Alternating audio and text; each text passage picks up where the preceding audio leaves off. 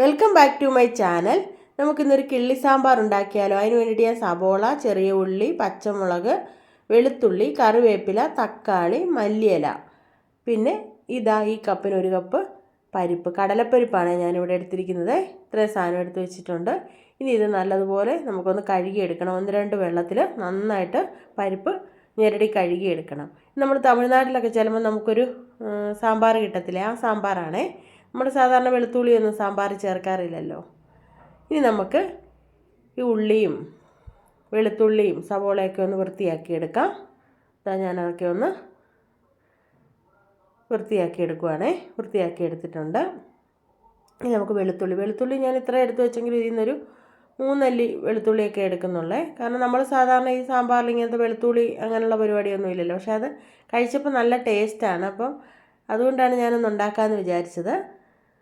ഇനി നമുക്ക് പച്ചമുളകും കൂടെ എടുക്കാം. പച്ചമുളക് വീട്ടിലുണ്ടായ പച്ചമുളകാണേ. ഇനി ഇതെല്ലാം ഞാൻ കഴുകിയെടുത്ത് ഇവിടെ വെച്ചിട്ടുണ്ട്. ഇനി നമുക്കിതൊന്ന് രണ്ടായിട്ടൊന്ന് മുറിച്ചെടുക്കണം. ഉള്ളിയൊക്കെ ഒന്ന് രണ്ടായിട്ടൊന്ന് മുറിച്ചെടുത്താൽ മതിയേ.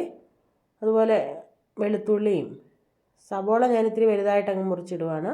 പിന്നെ പച്ചമുളക് മുറിച്ചിട്ടില്ലെങ്കിലും കുഴപ്പമില്ല, നമ്മൾ കുക്കറിലിട്ടല്ലേ വേവിക്കുന്നത്. അപ്പം മുറിച്ചിട്ടില്ലെങ്കിലും കുഴപ്പമൊന്നുമില്ല, അതുപോലെ തന്നെ ഇട്ടാലും മതി. ഈ തക്കാളിയും കൂടെ നമുക്കൊന്ന് ഇടാം. തക്കാളിയൊക്കെ വലിയ കഷ്ണത്തിലിട്ടാലും കുഴപ്പമൊന്നുമില്ല. നന്നായിട്ട് ഇതെല്ലാം അങ്ങ് പരിപ്പിൻ്റെ കൂടെ വെന്ത് നന്നായിട്ട് ഉടഞ്ഞ് വരണം. ഇതെല്ലാം എടുത്ത് വെച്ചു. ഇനി നമുക്കിതെല്ലാം കൂടെ നമ്മൾ ആ കഴുകി വെച്ചിരിക്കുന്ന പരിപ്പില്ലേ അതിനകത്തേക്ക് ഇട്ട് കൊടുക്കാം. ഇട്ട് കൊടുത്തതിന് ശേഷം നമുക്കിനി അതിനകത്തേക്ക് ഞാൻ ഒരു 1/2 ടീസ്പൂൺ ഉലുവാപ്പൊടി, 1/2 ടീസ്പൂൺ മഞ്ഞൾപ്പൊടി, ഒരു 1/2 ടീസ്പൂൺ കായപ്പൊടി, പിന്നെ ആവശ്യത്തിനുള്ള വെള്ളം ഇത്രയും ചേർത്ത് കൊടുത്തു. ഈ പരിപ്പിൻ്റെയൊക്കെ മുകളിൽ നിൽക്കണം വെള്ളം, അതുപോലെ ഒഴിക്കണേ വെള്ളം ഒഴിച്ച് കൊടുത്തിട്ട് നമുക്കിതൊന്ന് ഇളക്കി കൊടുക്കണം. അതിന് ശേഷം ഞാൻ ഒരു 2 വറ്റൽമുളക് എടുത്ത് മുറിച്ച് അതിലിട്ടിട്ട് ഒരു ടീസ്പൂൺ വെളിച്ചെണ്ണയും കൂടി ഒഴിച്ച് കൊടുത്തു. അപ്പം നമ്മുടെ ഈ പരിപ്പൊന്നും മുകളിൽ കൂടെ ചാടാതിരിക്കാൻ വേണ്ടിയിട്ടാണ്.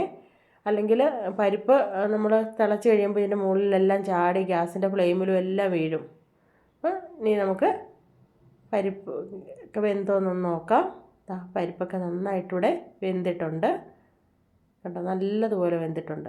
ഇനി ഇത് നമുക്ക് നമ്മുടെ കയ്യിലിരിക്കുന്ന തവി വെച്ചിട്ടില്ലേ നല്ലതായിട്ട് ഇതങ്ങ് ഉടച്ചെടുക്കണം. ഇത് നന്നായിട്ട് വെന്ത് ഉടയണം. ഉള്ളിയും തക്കാളിയും പച്ചമുളകും വെളുത്തുള്ളിയും എല്ലാം ഇതിനകത്ത് നല്ലതുപോലെ അങ്ങ് ഉടഞ്ഞ് കിട്ടണം. ഉടഞ്ഞ് എടുത്ത് വെച്ചിട്ടുണ്ട്. ഇനി ഞാൻ ഇതിന് വേണ്ടി കടുക് വറുക്കാനായിട്ട് ചെറിയ ഉള്ളി അരിഞ്ഞു വെച്ചിട്ടുണ്ട്. പിന്നീട് നമുക്ക് ലാസ്റ്റ് ഇടാനായിട്ട് മല്ലിയിലയും കൂടെ എടുത്ത് വെച്ചിട്ടുണ്ട്. ഇനി നമുക്കൊരു പാനൊക്കെ ഒന്ന് അടുപ്പത്ത് വയ്ക്കാം. അതിനകത്തേക്ക് നമുക്ക് വെളിച്ചെണ്ണ ഒഴിച്ച് കൊടുക്കാം.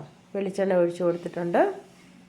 ഇനി അത് വെളിച്ചെണ്ണയൊക്കെ ഒന്ന് ചൂടായി വരുമ്പോൾ നമുക്ക് കടുകിട്ട് കൊടുക്കാം. കടുകിട്ടതിന് ശേഷം ഇതിനകത്തേക്ക് ഞാൻ 1 ടേബിൾ സ്പൂൺ ഉഴുന്ന് പരിപ്പാണ് ഇട്ട് കൊടുക്കുന്നത്. ഉഴുന്ന് പരിപ്പ്, പിന്നെ ഒരു ടീസ്പൂൺ ജീരകം ഇട്ട് കൊടുത്തിട്ടുണ്ട്. പിന്നെ 2 വറ്റൽമുളക് മുറിച്ചിട്ട് കൊടുത്തിട്ട് അതൊന്ന് മൂത്ത് വരട്ടെ. മൂത്ത് വരുമ്പോൾ നമ്മൾക്ക് അരിഞ്ഞു വെച്ചിരിക്കുന്ന ആ ചെറിയ ഉള്ളിയില്ലേ അതും കൂടെ നമുക്ക് അതിനകത്തേക്ക് ഇട്ട് കൊടുക്കാം. ചെറിയ ഉള്ളിയും കൂടി ഇട്ട് കൊടുത്തതിന് ശേഷം നല്ലതുപോലെ ഇളക്കുക.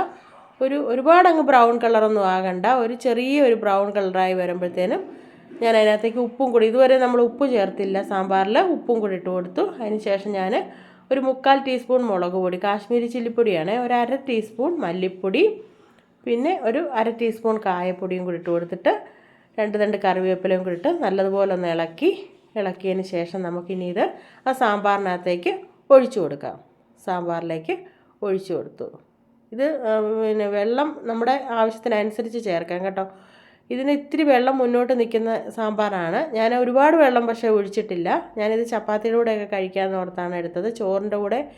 വെള്ളച്ചോറിൻ്റെ കൂടെ കഴിക്കാനായിട്ടാണ് ഇതിന് കൂടുതൽ ടേസ്റ്റ്. ഞാൻ തമിഴ്നാട്ടിൽ പോയപ്പോൾ വെള്ളച്ചോറിൻ്റെ കൂടെയാണ് കഴിച്ചത്, നല്ല ടേസ്റ്റായിരുന്നു ഇതിന്. ഇനി നമുക്ക് അതിനകത്തേക്ക് മല്ലിയില കൂടി ഇട്ട് കൊടുക്കാം. ഗ്യാസിൻ്റെ ഫ്ലെയിമൊക്കെ ഓഫ് ആക്കിയിട്ടാണ് മല്ലിയില ഇട്ട് കൊടുത്തത്. ഇട്ട് കൊടുത്തതിന് ശേഷം നമുക്ക് ഇതൊരു മൂടി വെച്ചൊന്ന് അടച്ചു വയ്ക്കാം. വാങ്ങി വെച്ചിട്ട് ഒരു 5 മിനിറ്റിന് ശേഷം നമുക്കിനി ഇതൊരു ബൗളിനകത്തേക്ക് മാറ്റാം. കണ്ടോ, നല്ല ടേസ്റ്റി ആയിട്ടുള്ള നല്ല സൂപ്പറായിട്ടുള്ള കിള്ളി സാമ്പാർ ഇവിടെ റെഡി ആയിട്ടുണ്ട്. അപ്പോൾ പരിപ്പും തക്കാളിയൊക്കെ ഉണ്ടെങ്കിൽ ഇതുപോലൊന്ന് വെച്ച് നോക്കണേ. എന്നിട്ട് അഭിപ്രായമൊക്കെ അറിയിക്കാനായിട്ട് മറക്കരുത്. വീണ്ടും നല്ലൊരു വീഡിയോയുമായി നാളെ കാണാം. Okay, by.